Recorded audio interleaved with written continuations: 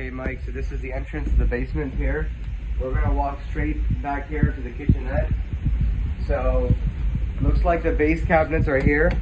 So if the guys went through them and said that we can reinstall these base cabinet here, the P-trap, the two supply lines that are missing, just want to make sure if there was a leak from here, as a plumber come out and take a look at everything before we close it. Put the base cabinets back, put that main countertop, the laminate one back in. Obviously before that, you're gonna need to insulate these walls, drywall, mud, prep paint, close everything back. The baseboard is cut there short, so we'll have to put the matching baseboard there, drywall, and now we'll work our way to the other side of the basement. So, in my opinion, I think that the full basement should get painted because 60 to 70% of the walls are missing.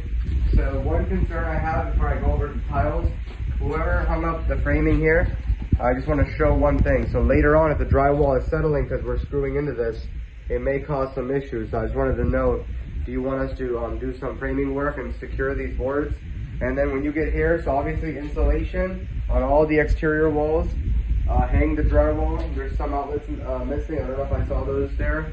And then the ceiling. This is a continuous ceiling, Mike. So when we hang out the new ceiling, detach and reset of all the lights, painting all the ceiling continuous, and then the moving of a lot of furniture. There's definitely a lot of furniture that's been kind of pushed to the corners.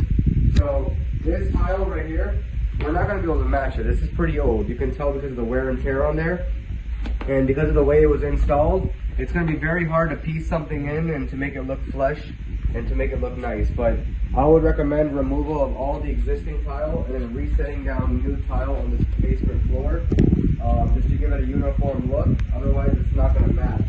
And then the baseboard that's missing, and then the installation of all brand new quarter rounds. It's not shoe molding here.